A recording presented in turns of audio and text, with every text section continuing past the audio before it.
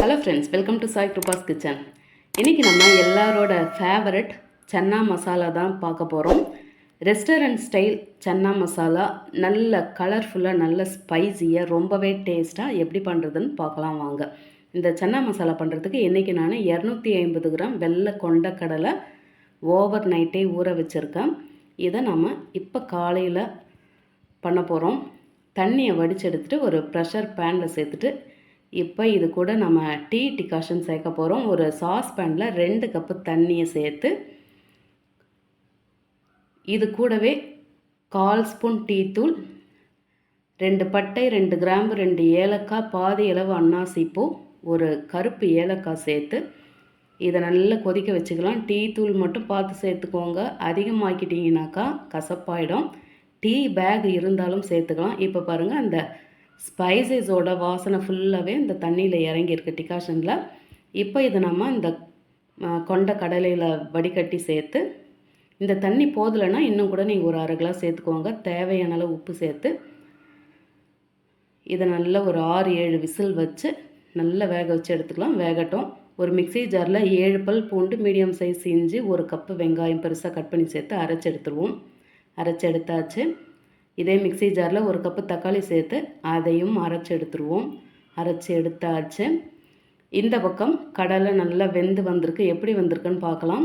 அதே மாதிரி இந்த கடலையில் ஏற்கனவே கேஸ் ஜாஸ்தி தான். ஒரு சிலர் இது நல்லா வேகிறதுக்காக குக்கிங் சோடா சேர்ப்பாங்க. அது இன்னும் கேஸ் ஆகிடும். இதுக்கு இன்னும் நீங்கள் ஒரு 2-3 விசில் எக்ஸ்ட்ரா வச்சிங்கனாவே, அதாவது கடலையை நல்லா வேக வச்சுட்டு ஒரு 2-3 விசில் நல்லா வச்சு எடுத்தாலே நல்லா வெந்து வரும். குக்கிங் சோடாலாம் சேர்க்காதீங்க. இப்போ மிக்சி ஜாரில் 2 கரண்டி கடலை சேர்த்து அதையும் அரைச்சி எடுத்து தனியாக வச்சுருவோம். அடுப்பில் ஒரு பாத்திரத்தை சூடு பண்ணி அதில் 4 டேபிள் ஸ்பூன் எண்ணெய் விட்டு, எண்ணெய் சூடான பிறகு 1 ஸ்பூன் சோம்பு, 2 பிரியாணி இலையை 2 கிள்ளி போட்டு சேர்த்து இது நல்ல வாசனையாக கலர் மாறி வர்ற வரைக்கும் வதக்கி விட்டுருவோம். கலர் மாறி வந்திருக்கு. இப்போ இதில் அரைச்செடுத்த வெங்காய பேஸ்ட்டை சேர்த்து ஒரு 2-3 நிமிஷத்துக்கு அப்படியே கலந்து வதக்கி விட்டுருவோம். இப்போ இதில் 1/2 ஸ்பூன் இஞ்சி பூண்டு பேஸ்ட்டு சேர்த்து அதையும் வதக்கிக்கலாம். ஏற்கனவே இஞ்சி பூண்டு சேர்த்துருக்கோம், இருந்தாலும் அரைச்சி வதக்கிறது ஒரு டேஸ்ட்டு, ஏற்கனவே பேஸ்ட்டு அரைச்சி வச்சுருக்கிறது சேர்க்கறது அது ஒரு டேஸ்ட்டு.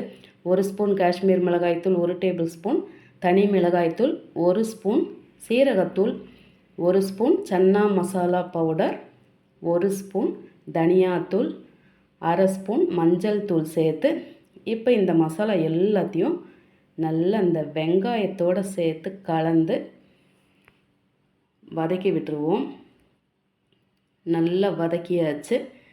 இப்போ இதில் தக்காளி பேஸ்ட்டை சேர்த்து அதையும் கலந்து வதக்கிக்கலாம். இதுக்கு இன்னும் தக்காளி எக்ஸ்ட்ரா ஒரு 2 சேர்த்தாலும் நல்லா தான் இருக்கும். கலந்தாச்சு. இப்போ இது எண்ணெய் பிரிஞ்சு வரட்டும்.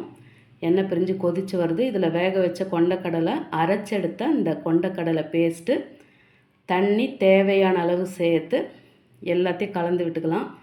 இதுக்கு நீங்கள் கொண்டக்கடலை அரைச்சி எடுக்கிறதுக்கு பதிலாக ஒரு சின்ன உருளைக்கிழங்கு கூட இதிலேயே சேர்த்து வேக வச்சு மசிச்சு எடுத்துக்கலாம். அதுவும் ஒரு மெத்தடு. நீங்கள் இது 2 முறையும் செய்து பாருங்கள். எது உங்களுக்கு பிடிச்சிருக்கோ அதையே நீங்கள் ஃபாலோ பண்ணிக்கோங்க. தேவையான அளவு உப்பு சேர்த்தாச்சு. எல்லாத்தையும் கலந்து விட்டு இதை மூடி போட்டு நல்ல ஒரு கொதி வர விட்டுருவோம். நல்லா கொதித்து எண்ணெய் பிரிஞ்சு வருது பாருங்கள். இப்போ ஒரு முறை எல்லாத்தையும் ஒரு சேர கலந்து விட்டு இதுக்கு ஒரு தாளிப்பு ரெடி பண்ணிக்கலாம். அதுக்கு முன்னாடி கொஞ்சமாக கசூரி மேத்தி சேர்த்து அதையும் கலந்துட்டு ஒரு ஃப்ரையிங் பேனை சூடு பண்ணி 2 ஸ்பூன் எண்ணெய் விட்டுட்டு அதில் 1/4 ஸ்பூன் காஷ்மீர் மிளகாய்த்தூள், 1/4 ஸ்பூன் தனியாத்தூள், 1/4 ஸ்பூன் சீரகத்தூள், இஞ்சி பார்த்திங்கன்னா இந்த மாதிரி நீல வாக்கில் மெலிசாக கட் பண்ணி சேர்த்து அது லேசாக வாசனை வர்ற அளவுக்கு வதக்கி விட்டுக்கலாம். இந்த ரெஸ்டாரண்ட்டில் பார்த்திங்கனாக்கா இப்படி தான் வந்து தருவாங்க. மேலே அப்படியே நல்லா அந்த மசாலா மேலே இது மாதிரி ஊற்றி தருவாங்க. இந்த அளவுக்கு வதங்கினது போதும். இப்போ இதில் இந்த ஏற்கனவே இருக்க மசாலாவில் கொஞ்சமாக கொத்தமல்லி கட் பண்ணி சேர்த்து நம்ம தாளித்து எடுத்த அந்த இஞ்சி தாளிப்பையும் சேர்த்து நல்லா கலந்து எடுத்தாக்கா நம்மளோட நல்ல சூப்பரான கண்ணை பறிக்கிற ரெஸ்டாரண்ட் ஸ்டைல் சன்னா மசாலா ரொம்பவே சூப்பராக ரெடி ஆகிடுச்சு. உங்களுக்கு இந்த காரம் போதலைனாக்கா நீங்கள் எக்ஸ்ட்ரா கூட மிளகாத்தூள் இன்னும் 1 ஸ்பூன் போல் சேர்த்துக்கலாம். ஏன்னா நம்ம இதில் இந்த சன்னாவை வந்து அரைச்சி சேர்த்துருக்கோம். அதனால் இந்த காரம் போதாது. பத்தலைனாக்கா சேர்த்துக்கோங்க. அவ்வளோதான். நம்ம இதை இறக்கி இன்னொரு பிளேட்டுக்கு மாற்றிக்க வேண்டியது தான். இந்த சன்னா மசாலாவுக்கு ரொம்பவே ஆப்டாக இருக்கிறது பார்த்திங்கனாக்கா இந்த சோளா பூரியை சொல்லலாம். நம்ம வீட்டில் அடிக்கடி சோளா பூரி பண்ண முடியாது. சப்பாத்தி பூரி தான் அடிக்கடி பண்ணுவோம். சப்பாத்தி பூரிக்கும் ரொம்பவே சூப்பராக இருக்கும். இது பாருங்கள், நல்ல சுட சுட சோளா பூரி வச்சாச்சு.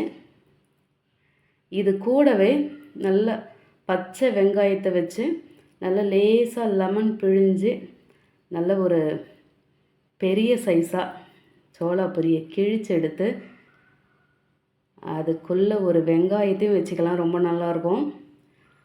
கூடவே மசாலா நல்லா வாய் கொள்கிற அளவுக்கு வச்சுட்டு நல்ல வாய் ஃபுல்லாக வச்சு சாப்பிட்டாக்கா சும்மா சூப்பராக இருக்கும். நீங்களும் இந்த சன்னா மசாலாவை செய்து சாப்பிட்டு எப்படி இருந்தது மறக்காமல் கமெண்ட்டில் சொல்லுங்கள். ரெசிபி பிடிச்சிருந்தா லைக் பண்ணிவிட்டு அப்படியே நம்ம சேனலை சப்ஸ்கிரைப் பண்ணி பக்கத்தில் பெல் ஐக்கான் அழுத்தி அதில் ஆலையும் டிக் பண்ணிக்கோங்க. தேங்க்ஸ் ஃபார் வாட்சிங்.